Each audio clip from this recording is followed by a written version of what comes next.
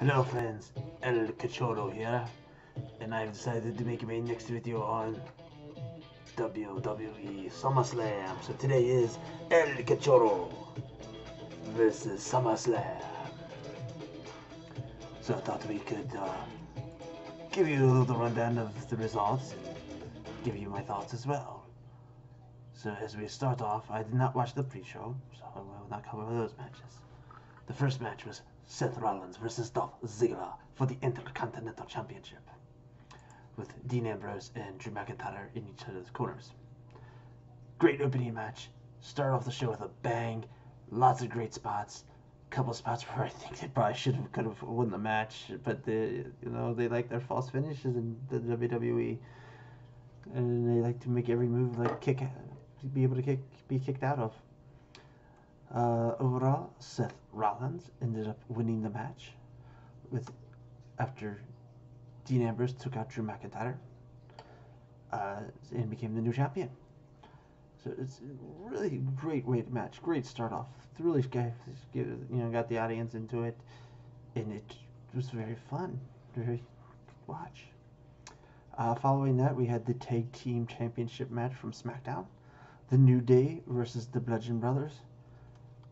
This match is pretty much what you expected to be. It was okay. Just wasn't great. The Bludgeon Brothers ended up getting disqualified, so they retained the belts. Don't think anyone really surprised by that finish.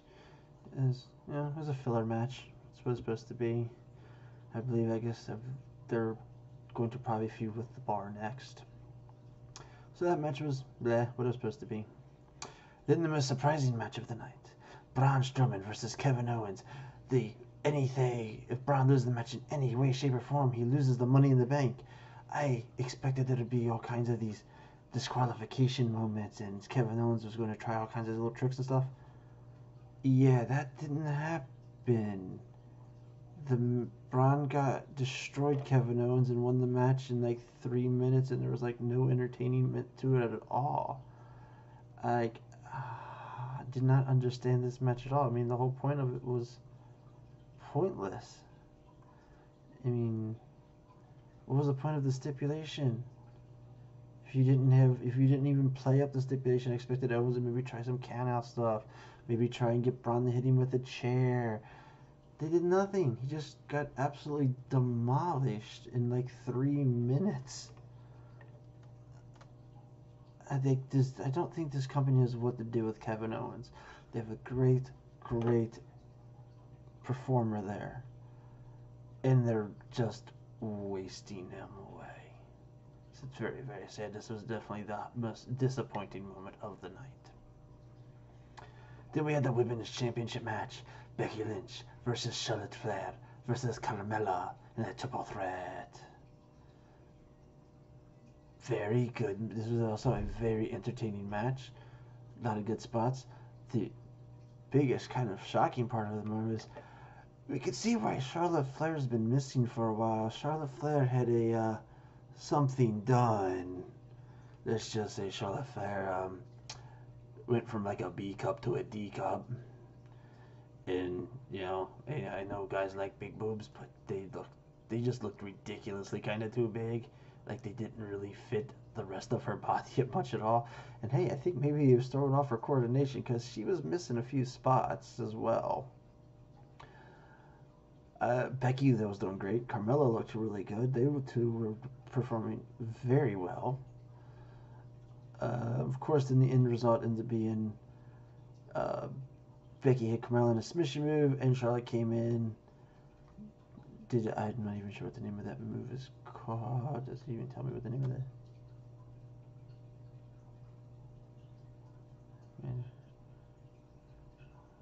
Natural selection, that's what she calls it. She pulls off the natural selection, pins Becky Lynch. She wins the Women's Championship.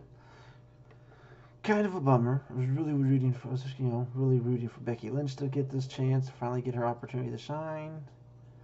So the match was good, but I wasn't happy about the ending. But then that's when it gets good, though. To save the whole situation, Becky Lynch while hugging Charlotte Flair and congratulating her, goes nuts and turns on her and starts beating the living crap out of Charlotte Flair. Becky Lynch turned heel. It was fabulous. Absolutely, it's just totally like saved the whole ending of the match. I was watched Becky, and the crowd actually was behind Becky Lynch, even though she was turning heel, beating the hell out of Charlotte Flair. So it looks like we will get a good Becky Lynch and Charlotte Flair feud coming forward here. So that match ended up being pretty good because of that moment alone. Just from that. From there, we went to the WWE Championship match of AJ Styles versus Samoa Joe. If you know, ever watched TNA in the past, you've known that these two have put on extremely great matches in their history. So this was, pretty exciting, moment. Why it's this early in the card was my only question. I think this match should have been kind of more towards the end. I guess AJ Styles still continues to get no love from the brass there. It was pretty, very much what you expect out of these two guys. They're going back and forth. Of course, Samoa Joe gets on the mic and does a little run in his mouth, and he's an amazing heel. Also, always does the right thing to say. AJ Styles' wife and kid are in the stands. Of course, Samoa Joe spots them and points them out. So then you get into the match. They're going back and forth. A lot of good spots, a lot of good moves, a couple close finishes. And then at one point, Samoa Joe does something to AJ outside the ring and knocks him out. He gets a mic, stands on top of the tower, and he says an absolutely perfect line to AJ Styles' daughter. He's like, "I'll be your daddy, Wendy." Oh my God, he's such a great heel moment. And of course, that makes AJ Styles go absolutely crazy. Snaps, starting Samoa Joe through walls, grabs a chair, starts beating him down with a chair. Of course, that causes the match to end in a disqualification. Which is okay, though, because did anybody really want this feud to be a one and done? No, you want more matches with these two. And could you imagine Samoa Joe and AJ Styles next pay-per-view in Hell in the Cell? That will be fucking awesome. I'd heavily look forward to that one. I won't lie on that one. Then we get another highlight of the night. Daniel Bryan versus The Miz. And people hate The Miz, but The Miz always performs. And Daniel Bryan also always performs. So this match has got all kinds of great spots in it. I mean, they are beating the shit out of each other. I mean, Miz's chest was like red and had scars from the kicks from Daniel Bryan. I mean, so they were playing pretty tough and stiff, going back and forth, close calls, guys getting out of submission moves. It was going beautiful. Of course, Miz's wife is at ringside, and everybody knows that somehow that's going to play a part in it. She had like a baby carriage next to her, so I kind of thought they were going to pull a fake baby thing again, but they did not. At one point, though, Miz does get knocked into the wall by his wife, and I didn't even catch this at first view. She sneaks a foreign object into his hand. As Daniel Bryan reaches through the ropes to grab him, Miz knocks him with it. So Miz punches him in the face, which is kind of the gag of the match, and then gives the object back to his wife. Goes in, gets the pin, gets the win. Kind of surprising, but seeing how Daniel Bryan's contract is up and he still hasn't re-signed, kind of sees why they're going to put the match on The Miz. Didn't feel like Daniel Bryan should get his revenge at SummerSlam anyways. I mean, him finally beating The Miz feels like it should be a WrestleMania moment. I mean, that's still pretty far away, though. But hopefully Daniel Bryan signs a new contract and continues wrestling. It'd be kind of disappointing to see him to leave. So I really, really, really hope not. Let's see. So what was next? Also, it was a phenomenal match. From there, we get Finn Balor versus Constable Baron Corbin. Finn Balor, we all know, is an amazing performer. Baron Corbin, we all know, is an absolutely horrible performer. So, there was only one way this match was going to work. And they did it. Finn Balor comes out, finally dresses the Demon. Finally! I can't believe, of all the things they use, they don't let him do this for WrestleMania. They don't let him do it for any of the other matches. They let him do it versus Baron Corbin. Okay. But Balor goes nuts, destroys Baron Corbin, beats him in 3 minutes. It's exactly what that match should have been, exactly as long as it should have been, exactly what Finn Balor needed to elevate himself, because he's really kind of been stagnant since he's returned from his injury. So that, quick short match, what it should have been. Finn Balor absolutely demolishing Corbin. So I'll give that. That's what you needed there too.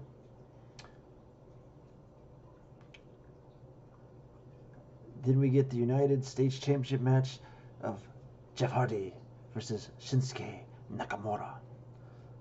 The battle of two weird dudes, pretty much say.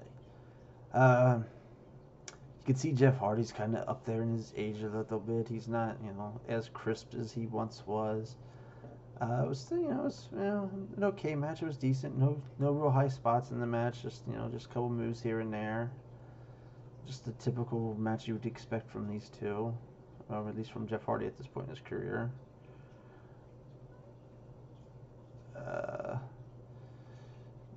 Nakamura gets the win. Randy Orton comes out, walks all the way down to the ring like he's going to go in, and then he just goes, turns around and walks away. Don't really get that. I guess we're going to have Hardy versus Randy Orton. Whoop-de-doo. Sorry, not big on Randy Orton. This was, outside of this, that was probably the second most disappointing match, but nowhere near as bad as the Kevin Owens match. Then finally, a match of the night people are waiting on. Ronda Rousey versus Alexa Bliss for the Raw Women's Championship match. And Ronda came out with face paint on, looked pretty cool. She got in the ring. Of course, Bliss is doing the whole scaredy cat thing. But we actually got personality out of Ronda Rousey. She started doing this whole thing like, come on, I'll give you the ring. She turns her back to her, then she sits on the ground and puts her hands over her eyes, and she's like completely playing a great character, like to get. And of course, it gets Bliss to go in the ring, and then Ronda starts and just puts her like a headlock, and of course Ronda stands up and starts forcing her way out of it, and Ronda's playing with the crowd. She's progressing really well as a wrestler. I mean, I know they're kind of rushing her into the championship match and all. And that's not really her fault. That's, the WWE trying to bank off the fact that she's money. But, I mean, for someone who's only been in the business for 8 months, she's progressing really well. I mean, her moves are crisp. Her arm drags look stiff as hell. I don't know how she doesn't break people's arms when she does them. So, I mean, besides being pretty stiff, though, her moves are, she's carrying through her moves. She's playing the crowd, showing some personality.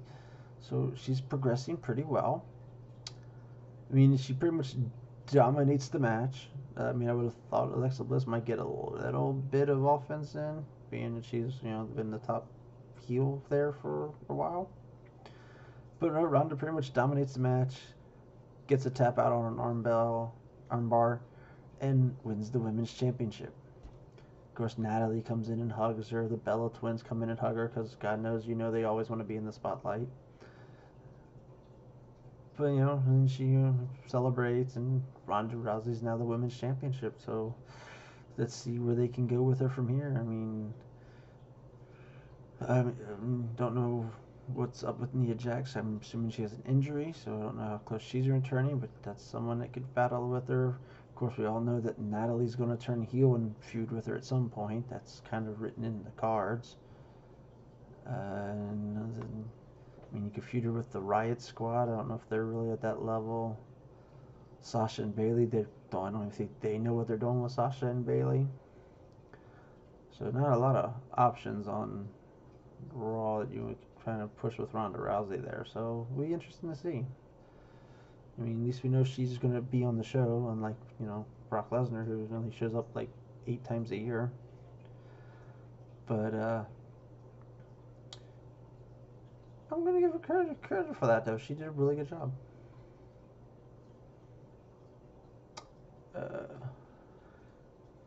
Then we get Brock Lesnar versus Roman Reigns. Yes, we're tired of this matchup. Yes, nobody likes Roman Reigns. Yes, everyone love Brock Lesnar. You like him or hate him, but he was always fun to watch. But like I said, he only comes on 8 times a year. So and he's also going back to the UFC. So you go into this match, you know that they have to put the belt on Roman Reigns. I mean, you can't have him lose the Brock Lesnar again. I mean, I don't know where you could take his character from there. So to make the match interesting, they did put a twist in it that kind of, get people involved. So after both of them come out and they're in the ring, out comes Braun Strowman, and he's talking about how he isn't one of those people that's going to cowardly turn in his money in the bank and attack somebody from behind. So I'm thinking, oh my God, is Braun Strowman going to make this a triple threat match? That would be awesome. So no, because he's planning on taking on whoever wins the match. Makes it pretty much sound like he's planning on doing it at the end of the match, and he's just going to stand outside and watch it, and whoever survives, he's going to beat the hell out of him and take the championship. So pretty much he's standing outside the ring at the bottom of the ramp. So we get off to the match. Roman, of course, is doing Superman punch, Superman punch, spear. Yeah, Roman's entire moveset there. That's Superman punch, spear. That's pretty much all Roman Reigns does. Of course, then Brock catches him on the spear, puts him in a submission move. He gets out of it. Kind of this little punching back and forth here and there. At one point, Brock delivers 3 German suplexes to Roman. The match is what these two usually look like when they match each other. And then Roman goes to spear Brock again. When he's standing up against the ropes, Brock dodges it. Roman does a suicide dive through the ropes and hits Braun Strowman. Then Brock goes out. He gives a F5 to Brock Strowman, and then picks up the Money in the Bank briefcase, beats Strowman with it a few times, and then I can see why this company's got to get rid of Brock. He just goes. He's got the suitcase like this, and he just goes, wings it and throws it, and I'm like, dude, how you can't that? And luckily, it just goes all the way to the top of the ramp and everything like that. But you're throwing a suitcase by the handles. You could easily mess that up and hit somebody in the crowd. I mean, Jesus, Brock's a freaking wild nutcase. So Roman's not beat up. He's knocked out of it. And as Brock's getting back in the ring, he has his attention away from Roman. He turns back around. Roman hits him with the spear, or he's got a chair. So he's getting ready to just beat Roman with the chair. After he forgot he picked up a chair and he hit Braun with it. So he goes to hit Roman with the chair. Roman spears him. Gets a quick 1, 2, 3. Roman wins the championship. Everybody knew that was going to happen. Braun Strowman's knocked out, so he can't cash in his Money in the Bank. Show ends with Roman as the champion. Not a great ending, but it's the ending everybody knew it had to happen. You had to put the belt on Roman Reigns at some point. Where they go from here, I don't know. Guess you could have him feud with Braun Strowman. But putting the belt on Strowman gives you the same problem that you have with Brock Lesnar as a champion. You have the belt on this extreme monster that nobody can beat. I mean, if Braun Strowman becomes the champion, you can't feud Seth Rollins with him. You can't feud Finn Balor with him. And these guys are too small. They're just going to continue to waste away as long as you got these giant monsters with the belt. It's kind of limiting your options. Same problem that they have with Brock Lesnar. I mean, Finn Balor is not going to take on Brock Lesnar. Seth Rollins isn't going to take on Brock Lesnar.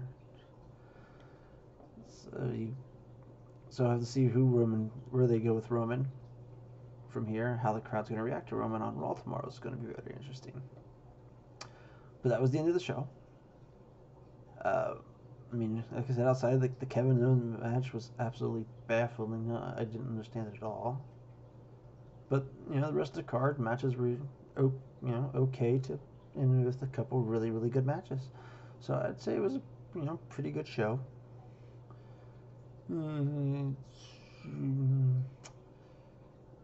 Rated 7.5.